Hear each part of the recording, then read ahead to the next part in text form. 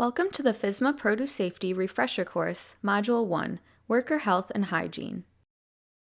This set of refresher modules is intended to provide you with an overview of the key requirements of the FSMA Produce Safety Rule. These videos do not provide the viewer with a certificate of completion and are not a replacement for attending a FSMA Produce Safety Rule training. Rather, they are meant for those that have already attended a training course as a refresher on the key elements of the rule. So with that said, let's get a refresher on worker health and hygiene. Why are workers important for food safety on the farm? If they are sick, workers can carry human pathogens that can spread to the produce, causing illness. This might be viruses like norovirus or hepatitis A. Workers are food handlers, and they will touch many surfaces on the farm, including the produce. If their hands are not adequately washed, especially after using the restroom, they can spread contamination in the pack shed or in the field. Workers might come on your farm with varying levels of training or with habits from other farms. Don't assume that they understand good food safety practices. Workers are your best defense for food safety. They will be the ones implementing your plans. Remember, much produce is consumed raw. There will not be a kill step, so the worker might be the last person to touch the produce before it is consumed. Their hygiene matters. Let's move on to talk about the training requirements for different groups. First, the Produce Safety Rule requires that the farm owner or supervisor on a covered farm must complete an FDA-recognized training.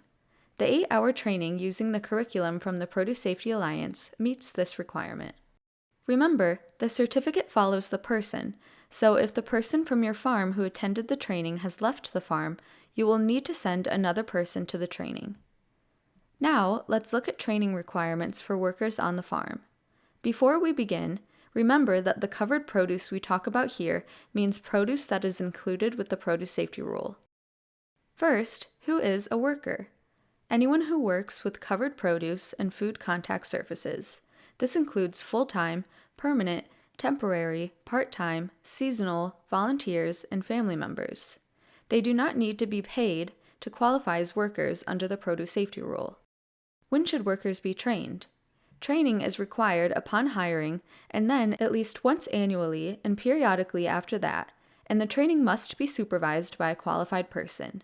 Remember that short refresher trainings during the season can help ensure smooth operations and adherence to food safety policies, especially once harvest begins.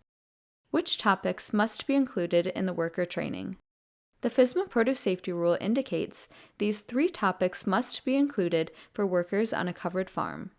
First, principles of food hygiene and food safety. This includes hand washing, how cross-contamination occurs, and the importance of cleaning and sanitizing. Second, recognizing symptoms of foodborne illness and the importance of personal hygiene for all personnel and visitors. And third, any other training relevant to the worker's job. There are additional training topics required for workers who harvest produce. The Produce Safety Rule outlines essential training topics for workers involved in harvesting produce. Here are key topics to cover. Workers should look for signs of animals in the field, including feces, damaged crops, or extensive animal tracks. They should be trained to not harvest anything that may have been contaminated with feces. They should be trained to not harvest produce that drops to the ground before or during harvest. This is because of the potential for damage to the crop and contamination. Workers should inspect containers before use and use only clean, undamaged harvest containers. Remember that training records are required annually for the Produce Safety Rule. The record must include the names of those who were trained, the date of the training, and the topics that were covered. There are templates available to use to document these trainings. Here are some principles of worker hygiene to include in trainings. Do not come to work if you are sick. If you are sick, you can contaminate fresh produce. The symptoms of illness that workers should be aware of include nausea, vomiting, diarrhea, fever, or jaundice.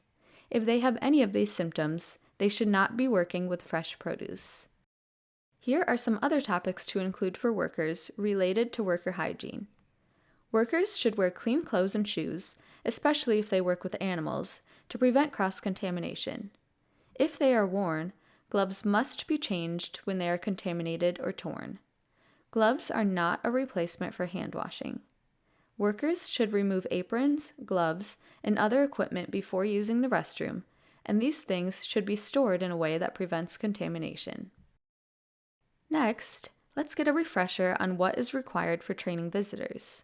A visitor is any person other than personnel who enters your farm with permission. This might be a tour group, school group, or pick your own customers. The farm must provide visitors access to toilet and hand washing facilities.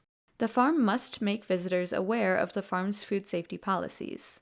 This can be through signs, handouts, emails, or conversations.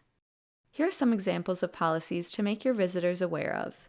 Areas of the farm they are allowed to visit, the importance of not visiting the farm when ill, how and where to wash their hands, locations of the bathrooms, instructions to keep pets at home. Here are a few refresher points on worker injuries. Always have a first aid kit available, stocked, and monitored. If a worker needs an adhesive bandage on their hand, they should wear a glove over the bandage. Discard any produce that may have been contaminated with blood, clean and sanitize anything that may have been contaminated, and report any injury to a supervisor. Hand washing is an important step to reduce contamination of produce. Workers should be instructed to wash their hands before starting work, after using the restroom, before touching produce, before putting on gloves, when returning to the workstation after an absence, after taking a break, or other times you think your hands have been contaminated. And here is your handy refresher on how to properly wash hands. First, wet hands with water. Apply soap and lather front and back of the hands, including your wrists and in between your fingers. Rub your hands together for at least 20 seconds. Rinse hands with clean water. Dry with paper towels or other single-use towels. Put the paper towel in the trash. You must provide an adequate number of toilets and hand washing sinks to meet worker and visitor needs. If the field is a substantial distance from the packing area, you might need to have a portable hand washing station in the field. Toilets and hand washing facilities should be monitored and serviced regularly to ensure that they are clean and stocked with supplies like toilet paper, water, and soap. In summary, worker health and hygiene is critical to prevent foodborne illness because workers can introduce food safety risks. Workers who handle covered produce must be trained and records kept to document the training. Visitors must be made aware of a farm's food safety policies as well. Training should emphasize health and hygiene practices that reduce risks.